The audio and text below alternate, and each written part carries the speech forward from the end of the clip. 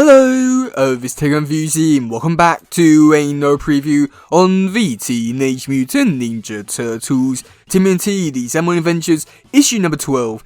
And oh boy, this one, if you know what this story arc is setting up for the future, then this is going to be one of the best and annoying issues of this year, because they're setting up stuff for the Tales from a crossover, and it's going to be so annoying, and I'm somewhat going to hate it because they're teasing us with like other Turtles returning, such like 2003, Rise, 2012. They're all returning, and we're only going to get one page, and it's going to be so annoying. So yeah, this issue is going to be an annoying setup one, but I've got a feeling it's going to be one which we all going to love. So yeah, let's get into this one. Okay, so on this page we do get to see Mr. Dog, he's watching TV, and we do get to see like a variety of different like parodies. On the first one we do get to see him watching like a parody of Aquaman, which is, yeah, why? I mean, out of all the superheroes, just why him? And then on the second panel we do get to see a parody of, I'm not entirely too sure, just because there's so many like movies and TV shows in space, and all have like this sort of similar catchphrase, sort of like, oh yeah, basically in space no one can hear you scream and all that. So I'm not entirely too sure what they're referencing there. And then for the next panel underneath that, we do get to see reference to like King Kong and Godzilla, which I think is like pretty cool. But yeah, there's not really too much to this page other than just, yep, they're watching, or like Mr. Dog is watching TV, which is cool, and I do like all the different references. It's quite fun to see that. So then going into the next page is where we do get to see like the setup for this story. We do get to see Mr. Dog, he's talking to himself, saying that, oh yeah, there's like no there's like no good things on these days. It's all like sequels, adaptations, and stuff like that. And then that's when he comes to the realization about the TMNT. And then I must admit here, with, I don't know, like, because in this bit here, we do get to see that he's talking about the TMNT, saying they haven't really been explored that much. I mean, that's very debatable, even in this time period when this show was set, or like this comic set. I felt like they were explored quite a bit, but in this bit, we do get to see that saying, oh yeah, like, Turtles haven't had 10 movies yet. Now, this bit, I'm not too sure if they are referring to the fact that in, like, when this comic is set, they haven't had 10 movies, or they're talking about now, because if they're talking about now, yeah, there's more. Well, I mean, there is definitely 10 now. So, yeah, I'm a little annoyed by that. But if it's supposed to be like, like that sentence is supposed to be within like the time frame of the era that it's supposed to be set in, then it's good. But I'm a little concerned about that line just for those reasons. And then that's when we do get to see Mr. Og. He's walking past his TMNT collection, which I have no words for it. It's Mr. Og is definitely something. He really needs to be brought back. And we also do get to see at the bottom of the page where we do get to see Mr. Og come in and tells the reader, oh yeah, you know, I was in issue number 8, go check it out. Or you can go read it in the third paperback, which is a cool reference, but at the same time, with how much they've been doing like the full breaks and all the jokes, it's good, but a little bit annoying. So I don't have too much to really say about it, but it's just one of those kind of things. So that's when we do get to see in the next page, the first teaser for the Mirage Turtles returning. And, oh wow, this is just amazing. And we do get to see that it's like the parody of the first cover. Just, wow! And yeah, and we do get to see Mr. Dog like saying, oh yeah, these turtles were better because they were tough, serious, color coordinated bandanas. Which, I must admit, one thing which I do find a little bit weird here though, is the fact that in this image here, we do get to see the turtles have the colored bandanas. But yet later, when we do get to see a preview for like the final page, the Mirage Leo has his bandana in black and white. So I'm a little like confused by that, like why it was coloured here, but it wasn't coloured there. So I'm a little like confused by it. I will say that. But that's when we do get to see the good Mr. Og and the bad Mr. Og. They return, talking to him, saying, "Oh yeah, basically, like, you know, like you let the turtles go off like really easily last time. You got to do something about it." And then that's when they go on to explain their plan, which we don't get to find out here, but I feel like we already know what it is, just judging by the title of this like story arc and what's going to be happening next. So yeah. So then going into the next page, where we do get to see an action scene, where we do get to see the turtles. They're fighting a new character called Billy Boom, and he's a goat, and he has a gun, and there's not really so much to it. And Yeah, I mean, he really does seem like the kind of character that would really fit the 80s Turtles. Also feel like he would really fit like Rise in 2012, but he's a pretty interesting character. I'm not too sure what to really think of it.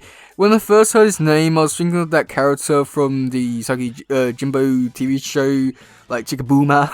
um, yeah, I don't know why, but I was just thinking of that, and I really hope that those two characters are somewhat related or have somewhat connection. I really hope so. But yeah, there's not really too much to this page here. So let's move to go into the next page where, again, there's not really too much to it other than just they beat Billy Boom. And yeah, there's not really too much to it, just other than just they beat him up and yeah, I mean, there's not too much to it. It's cool, I guess, and yeah. But then we do have another preview page, which isn't part of the preview pages. This was released quite a while ago when they were first talking about the upcoming, or like this upcoming story arc, and wow. Okay, where do we even begin? So yeah. 5 Turtles are returning. We've got Rise Wrath, Jenica, 2012 Mikey, Mirage Leo, 2003 Donnie, and I'm just speechless about it because, I mean, wow, 2003 Donnie is returning, and I just can't wait to see how this is all going to play out. Just so many questions. The art style of all this, it looks, I'm surprised it works so well with all the Turtles, like, fitting really well within their own, like respective universe. And still being like slightly off with the art style, which I do like sort of like, you know, like you can tell that is each version of Turtle, but with its own different unique art style. I know, I love it. It's just amazing. And 2003 Donnie. So yeah, I mean, I must admit, overall, this page, one of the best pages ever. And what I was saying earlier about saying that this is gonna be an annoying issue. Yeah, I must admit, this page here, as much as I love it, I also hate it, because they're teasing us with a 2003 Donnie, and we're not going to see him for another month. So, yeah, but other than that, this is an amazing page. Okay, moving on, because I've got a feeling I'm just going to keep repeating those words.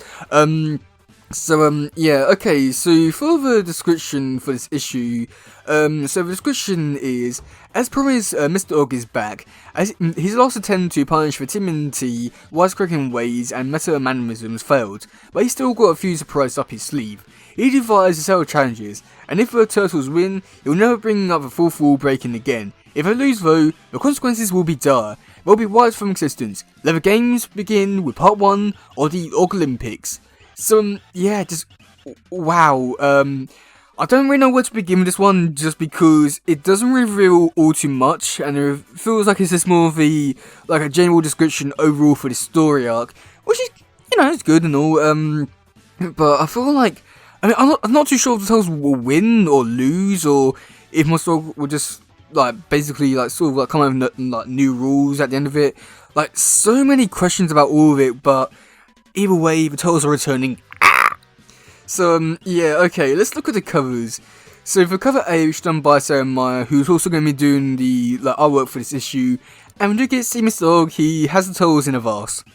And, with this cover, it's not bad. I like it, and when I first saw it, without all the context, without all the Turtles returning, I thought this cover was pretty cool, and then the description, I thought, oh, yeah, that's pretty great. But knowing that we're going to be getting all the Turtles returning, and we are going to be getting the cover with all Turtles in the next issue, it's so annoying that we're not going to be getting the cover for this one. Why? There's so many options available for them to do so amazing things, and yet they can't. Okay, so moving over to cover B, which is done by C.P. Smith. And yeah, I mean, to be honest, there's not really too much I can really say about this cover other than just for Turtles. Just jumping through the New York City. Yeah. I don't have too much to really say about it. It looks cool. I like colours, I guess, for the shading with the white highlights on them. Yeah, I mean, other than that, it's okay. Yeah. And then for a exclusive cover for the Fan Expo, which will be a retailer exclusive, which done by Kylie Willis. This one's kind of cool. This one's just crying disappointing. And I believe that this pose is actually used for a statue, but I'm not too sure what one it is. I believe it was for the PVC statue. It costs a lot of money. And yeah, I mean, the cover, the artwork looks cool. The posing, yeah, looks great.